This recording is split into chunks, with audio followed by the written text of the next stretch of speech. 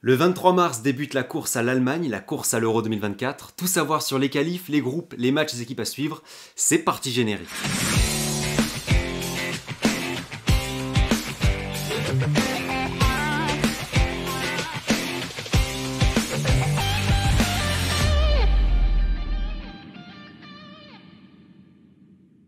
Salut tout le monde, j'espère que vous allez bien, très heureux de vous retrouver pour une nouvelle vidéo. Et aujourd'hui, on va parler des qualifs de l'Euro 2024 qui commencent ce jeudi. Je sais que la trêve internationale, c'est pas la chose que vous préférez le plus. En général, on n'aime pas trop ce format, cette coupure qui offre des matchs peu sympas. Mais personnellement, j'adore le football de nation, qui est pour moi le cœur même de notre sport et du sport en général. Donc je suis super heureux d'en parler. Quand on me dit Euro, je pense à ce long processus, en route pour l'Allemagne. Voilà, j'ai qu'une envie, c'est d'y être, et on en parlera bien sûr sur la chaîne. Après, j'en suis bien conscient, on est d'accord, ces éliminatoires sont pas fameux, pas exceptionnels. D'ailleurs, l'UEFA envisage de changer sa formule pour les rendre plus compétitifs. Avant qu'on commence, n'hésitez pas à liker la vidéo, vous abonner et activer la cloche si vous aimez mon contenu, si vous me découvrez. Voilà, c'est rapide, gratuit et c'est le plus grand des soutiens pour moi. Un petit commentaire aussi pour que je puisse vous connaître, ça me va droit au cœur et ça permet de booster la chaîne. Alors pour le format, les 53 nations de l'UEFA qui participent à ces qualifications ont été réparties en 10 groupes, 3 de 6 et 7 groupes de 5. 2 nations européennes ne participent pas à ces éliminatoires, logiquement le pays hôte de l'Euro, l'Allemagne déjà qualifiée, et la Russie qui est toujours sous le coup des sanctions de l'UEFA. Donc dans chaque groupe, les deux premiers vont être qualifiés, 2 x 10, ça nous fait donc 20 nations qui vont sortir qualifiées de ces éliminatoires. 20 nations plus l'Allemagne, ça fait 21 qualifiés. Il manquera 3 tickets qui seront attribués, comme pour l'Euro 2020, à 3 barragistes issus de la Ligue des Nations, c'est-à-dire que ce sont des équipes qui ont remporté leur groupe lors de la dernière édition de Nations League. Vous les voyez à l'écran, ces nations ce sont l'Italie, la Croatie, l'Espagne, la Grèce, la Serbie, la Turquie, la Géorgie par exemple. En gros, ça veut dire que si ces équipes ne se qualifient pas pour l'Euro via les éliminatoires, elles auront toujours la possibilité de se qualifier pour l'Euro via les barrages de Nations League. Toutefois, c'est très probable que l'Italie, l'Espagne, la Croatie et les Pays-Bas, par exemple, se qualifient pour l'Euro directement par les qualifs. Donc, de la place se libérera pour les équipes les mieux classées dans leur groupe de Ligue des Nations qui n'ont pas réussi à se qualifier via les éliminatoires. Je ne sais pas si vous arrivez à me suivre, mais en gros, il y a de la place qui va probablement se libérer pour d'autres nations. On connaîtra quoi qu'il arrive en novembre 2023 les 21 premières nations qualifiées pour l'Euro et en mars 2024 les 3 derniers barragistes. L'Euro débutera ensuite le 14 juin 2024 à Munich avec le match d'ouverture. Ce sera l'Allemagne contre une autre nation et se terminera le 14 juillet à Berlin. Voilà pour le format. Je vous propose tout de suite de voir les groupes et de parler des équipes engagées. Donc voilà les amis, je suis sur la page Wikipédia des éliminatoires du championnat d'Europe de football 2024. Voyons voir les groupes. Donc comme je vous l'ai montré, vous avez vu, comme je vous l'ai dit, il y a les places bleutées pour dire en gros qu'il y a 2 équipes par groupe qui se qualifient pour l'Euro 2024. Groupe 1, groupe A, composé de l'Espagne, l'Écosse, la Norvège, la Géorgie, de Chypre. On a un groupe assez sympa avec voilà, l'Espagne qui fait office de favori. Et puis après, on voit qu'on a quand même une lutte qui pourrait être intéressante entre l'Écosse, qui a fait le dernier Euro, la Norvège, d'Erling Haaland et de Martin Odegaard, qui n'a pas fait le dernier Euro, qui ne s'est pas les qualifié non plus pour la Coupe du Monde. Donc voilà, ça peut être une lutte intense. Et puis n'oublions pas la Géorgie aussi, on en parlera un peu après. Mais voilà, un groupe très sympa, assez relevé. Bon, l'Espagne devrait être favorite, mais on ne sait jamais. C'est une nouvelle sélection, donc il faudra voir ce que ça va donner avec un nouveau sélectionneur. Et puis Chypre qui devrait peut-être fermer la marche. Je pense que c'est une équipe voilà, qui est moins armée que les autres. Le groupe B avec l'équipe de France, alors là on peut dire que c'est un groupe à 3 vitesses, parce qu'on a Pays-Bas-France, voilà, c'est la locomotive, probablement les 2 équipes qui se qualifieront. Avec 2 équipes qui ont été au moins en quart de finale du mondial au Qatar. Deuxième vitesse, République d'Irlande, Grèce, c'est peut-être 2 équipes assez homogènes qui se ressemblent un petit peu. La Grèce a eu une période ultra noire qui on va dire, s'est étalée de l'après 2014 à 2022. Ils ont bien géré leur phase de Ligue des Nations avec une montée en Ligue B. Voilà, je pense que ce sera un petit peu insuffisant pour jouer la qualif. Néanmoins, la Grèce aura une chance de se qualifier via les barrages. Donc voilà, c'est une équipe qui peut prétendre à quelque chose. Et puis on fera un petit coucou à Gibraltar France aussi sur Twitter, bon, qui devrait fermer la marche dans ce groupe. Mais en tout cas, Gibraltar-France, ça va être un match assez sympa, qui se jouera d'ailleurs à Faro au Portugal. Bon, c'est dommage que ça se joue pas près du stade là, près de l'aéroport. mais voilà, ça va être assez sympa. Groupe C, pour moi c'est le groupe le plus relevé, et je vais expliquer pourquoi. Donc Italie, Angleterre, Ukraine, Macédoine du Nord, Malte. Donc un groupe relevé parce que c'est le seul groupe où vous avez au moins 4 nations qui ont fait l'Euro 2020. Pour les autres groupes, on est sur 2, 3. Voilà, par exemple, le groupe D, il y a la Croatie, le Pays de Galles et la Turquie. Là, pour le groupe C, on est à 4 nations, l'Italie, l'Angleterre, l'Ukraine et la Macédoine. Donc c'est un groupe relevé. Remake de la dernière finale, Italie-Angleterre, bien sûr. Entre deux équipes, voilà, c'est un petit peu en dents de scie. L'Italie qui n'a pas fait le mondial, l'Angleterre qui est toujours quand même un peu irrégulier. Il y a aussi une descente pour les Anglais en Ligue B, en Ligue des Nations.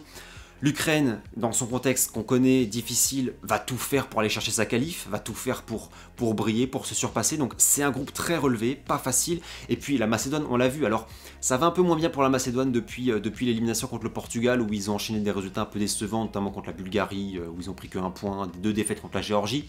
Mais c'est quand même une équipe, on l'a vu sur un match, qui peut accrocher un nul, qui peut bien défendre pendant 85 minutes et puis marquer sur corner. Donc voilà, c'est une équipe aussi qui a de la qualité avec Elmas. C'est un groupe pas simple, donc méfiance sur ce groupe-là, sur ce groupe C. Groupe D, groupe on va dire très abordable pour la Croatie, qui a prolongé son sélectionneur Dalic jusqu'en 2026. Voilà, un groupe voie dégagée je pense pour les Croates, qui on l'a vu lors de la Coupe du Monde 2022, sont toujours aussi impressionnants. Collectivement, voilà, c'est un vrai groupe. Assez sous-estimé, mais toujours, voilà, toujours présent, la Croatie, ces dernières années en compétition internationale. Et puis derrière, ça peut être assez serré entre le Pays de Galles, qui est toujours ces dernières années présent au Mondial 2022, présent à l'Euro 2016, à l'Euro 2020. La Turquie qui reste sur une déception, c'est son Euro 2020 raté, qui veut se racheter. Et puis l'Arménie aussi, un petit peu irrégulier les Arméniens. Je me souviens de ces éliminatoires pour 2022, où on a cru qu'ils pouvaient accrocher quelque chose, et finalement, ils se sont un petit peu écroulés. Je mettrai la Turquie un peu avant, mais voilà, pour moi la Croatie en tout cas, gros favori de ce groupe D. On passe au groupe E ensuite, composé de la Pologne, de la Tchéquie, de l'Albanie, des îles Féroé et de la Moldavie. Bon, la Pologne c'est une équipe qu'on connaît bien, donc on a joué en 8e de finale, mais une équipe voilà, qui doit aller chercher sa qualification en tête. C'est une équipe qui doit montrer aussi qu'elle a franchi un cap. La venue de Santos peut peut-être faire avancer la Pologne. Alors pas tant dans le jeu, je me fais pas d'illusions, mais peut-être dans l'état d'esprit. On sait que Fernando Santos, il performe quand même bien avec des équipes ou des sélections qui sont moins attendues. Le Portugal de 2022, c'est pas le Portugal de 2016. Donc je me dis que ça peut peut-être marcher avec la Pologne. En tout cas, j'en attends beaucoup. Et vraiment, la Pologne doit viser la première place. Attention la Tchéquie, bonne équipe. Quart de finaliste de l'Euro 2020, pardon, mais qui avait montré de très belles choses, élimination des Pays-Bas. Ne pas enterrer l'Albanie aussi, qui, j'ai l'impression, revient un petit peu. Alors, ils avaient une période, après l'Euro 2016, un peu de trou, où ils font pas l'Euro 2020. J'ai l'impression que ça revient un petit peu. Et puis, on a une équipe qui bosse bien aussi derrière, c'est les îles Féroé, on en parlera après. Mais voilà, c'est un groupe, on va dire quand même, largement à la portée des Polonais. Je pense que le classement restera comme ça. À voir, est-ce que l'Albanie peut titiller les deux devant. On passe au groupe F, composé de la Belgique, de l'Autriche, de la Suède, de l'Azerbaïdjan et de l'Estonie. Nos amis belges, bien sûr, qu'on va regarder avec attention. Groupe à 2 vitesses, parce qu'on voit qu'on a Belgique, Autriche, Suède, Azerbaïdjan, Estonie, c'est très faible. Donc, vraisemblablement, 3 équipes qui se disputeront 2 places. Je vois bien la Belgique terminer en tête, même si c'est une équipe voilà, un peu en reconstruction, qui va entamer un nouveau cycle avec Tedesco. Je pense que c'est au-dessus d'Autriche-Suède. Ça va être une lutte acharnée, en tout cas, je pense, entre Autrichiens et Suédois, entre 2 équipes qui étaient là à l'Euro 2020, qui avaient fait plutôt de belles choses en phase de groupe. Et puis, on se souvient du match autrichien contre l'Italie qui avait été bon. Bon, petite préférence pour la Suède, parce que voilà, j'ai envie de voir Zlatan Ibrahimovic pour son dernier Euro, peut-être, je l'espère, mais voilà, ça pourrait être vraiment intéressant. Groupe G, un groupe, alors avant de te tirer la Lituanie, c'était très localisé géographiquement, puisque la Serbie a une frontière avec la Hongrie, le Monténégro et la Bulgarie, puis on a tiré la Lituanie. Groupe assez homogène, même s'il y a 2 équipes qui se dégagent, c'est la Hongrie et la Serbie, franchement. La Hongrie, on en parlera après, mais équipe qui revient sur le devant de la scène en Europe, qui fait de belles choses avec Marco Rossi. Moi, je me dis que ça peut être vraiment une équipe encore coup de cœur, ouais, sur le prochain Euro, qui a fait de belles choses en Ligue des Nations aussi. Donc je les vois se qualifier.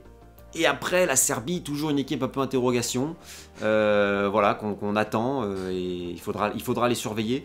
Monténégro, Bulgarie, ça me semble un peu en dessous, même si la Bulgarie, voilà, reste quand même, progresse un petit peu. Mais je partirai sur Hongrie-Serbie pour la qualif. Voilà pour ce groupe G. Pour le groupe H, on va accélérer un petit peu. Danemark, voilà, qui reste sur une grosse déception, c'est cette Coupe du Monde 2022 ponctuée la dernière place. Il faut voir ce que ça va donner, mais le groupe est quand même assez dégagé. Il peut y avoir une lutte quand même pour la 4e place. Hein. Finlande, Slovénie, Kazakhstan, Irlande du Nord. C'est vraiment des équipes très très proches. Le Kazakhstan progresse bien. L'Irlande du Nord, bon, c'est assez physique, assez athlétique. C'est une équipe qui n'est pas facile à manœuvrer. Et puis la Slovénie, on a des jeunes pousses qui arrivent bien. C'est une équipe aussi qui voilà, se revient un peu sur le devant de la scène, qui s'est maintenue en Ligue B. Donc voilà, c'est un groupe qui va, je pense, nous offrir une belle lutte pour la 2e place. Et puis un petit coucou à Saint-Marin, voilà, qui devrait terminer dernier. Et un petit coucou aussi à la page de Saint-Marin FR. Groupe I, le groupe de nos amis suisses. Avec la Roumanie, le Kosovo, Israël, la Biélorussie et Andorre. Petite dédicace au football andorran sur Twitter. Bon, c'est un groupe vraiment à la portée de la Nati, qui ces dernières années fait de belles compétitions internationales. Il sera à l'Euro, je pense, sans aucun souci.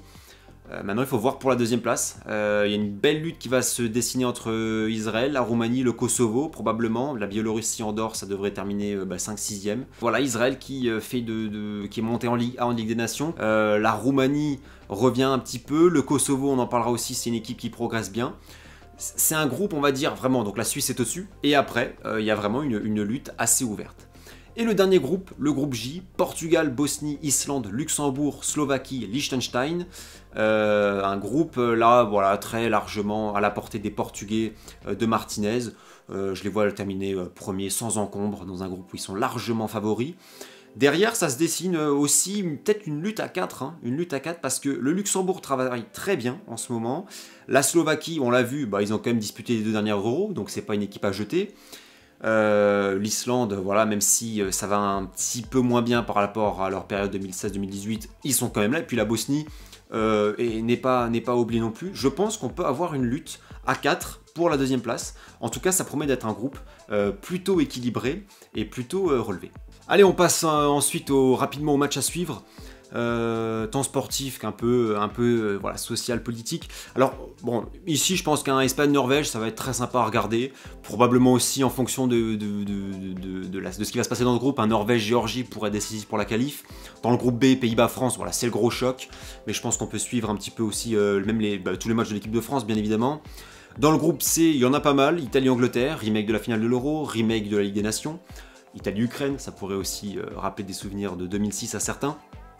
Voilà, donc ça c'est un groupe où il y a pas mal de matchs à regarder. Angleterre-Ukraine, remake du quart de finale de l'Euro. Puis les matchs avec la Macédoine aussi qui peuvent être piégeux. Groupe D, alors là on a un match qui va vraiment sonner géopolitiquement parlant, au niveau social également, entre l'Arménie et la Turquie. Match à haut risque entre 2 peuples, 2 nations qui ont des différends historiques. Donc ça va être un sacré duel. D'ailleurs il y avait une petite réaction au moment du tirage dans la salle, je me souviens. Croatie-Turquie, ça peut être chaud aussi. Il y avait eu des incidents en 2008 à l'Euro, c'était en quoi? C'était en quart de finale. Donc ça avait été assez chaud. Mais là, pareil, je pense à un Croatie-Pays de Galles, même sportivement, ça peut être sympa à regarder. Mais oui, Croatie-Turquie, voilà, ça peut être assez chaud. Et puis bon, Arménie-Turquie également. Ici, on peut voilà, les matchs de la Pologne-Tchéquie sera la grosse affiche du groupe. Belgique-Suède, Belgique-Autriche, des matchs sympas. Autriche-Suède, peut-être probablement pour la 2e place. Hongrie-Serbie, bien évidemment, ça peut être un match intéressant à regarder. Serbie-Monténégro, entre 2 équipes qui ont une destinée commune également, qui ont été dans le même état jusqu'en 2006. Donc voilà, c'est un match qui va résonner pour certains. On peut avoir dans le groupe H une sorte de derby nordique entre le Danemark et la Finlande. Puis là, ça dépendra aussi des matchs intéressants à regarder en fonction de ce qui va se passer, peut-être pour la 2e place. Alors dans le groupe I, on a beaucoup de choses. On a Suisse-Kosovo qui est un match, on va dire, très symbolique parce qu'on a une grosse diaspora albano-kosovare en Suisse. Donc voilà, ça va être un peu un match de pays amis en quelque sorte, avec bien sûr des joueurs d'origine albano-kosovare qui jouent en Suisse. Roumanie-Kosovo va être un match géopolitique intéressant. On va voir s'il va se passer des petites choses parce que la Roumanie ne reconnaît pas l'existence du Kosovo. On sait que ça avait été un peu chaud ces dernières années. C'était quand? C'était lors de Espagne-Kosovo, où l'Espagne menaçait de ne pas diffuser l'hymne, de ne pas mettre le drapeau du Kosovo. Donc on verra ce qui se passe ici. Et puis si Suisse-Biélorussie va être un match, on va dire, un petit peu spécial, parce qu'il va se jouer en Serbie en raison de la guerre en Ukraine. Donc voilà, on n'a pas voulu mettre le match en Biélorussie. Et donc ça va être la venue de la Suisse en Serbie. On sait que c'est un petit peu chaud, qu'il y a eu des précédents ces dernières années. Voilà, donc ce sera à surveiller. Mais voilà, sportivement, pas tant de matchs ultra sympa à suivre dans ce groupe.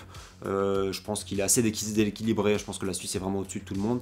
Dans le groupe J, pareil. Sportivement, ce sera surtout un Bosnie-Islande qui pourrait être décisif, mais voilà, je pense que le Portugal est au-dessus. On aura peut-être un Luxembourg-Portugal qui peut être sympa, parce que voilà, il y a une forte communauté portugaise au Luxembourg, donc il peut y avoir voilà, une sorte de petit écho et de lien entre les deux pays.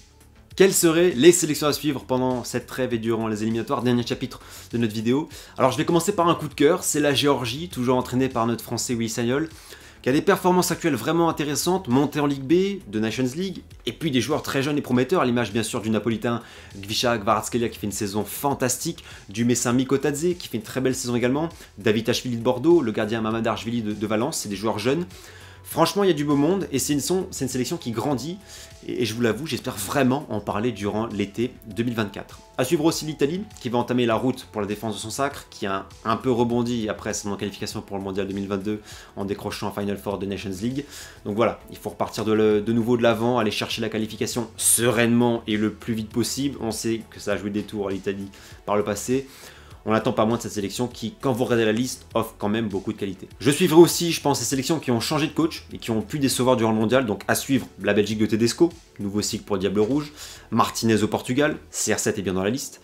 À suivre l'Espagne de La Fuente et la Pologne de Fernando Santos. À regarder aussi, j'en ai parlé, la Hongrie de Marco Rossi en place depuis 2018, qui, on a vu que ce soit à l'Euro, en amicaux, en Ligue des Nations récemment, surfe sur une très belle période.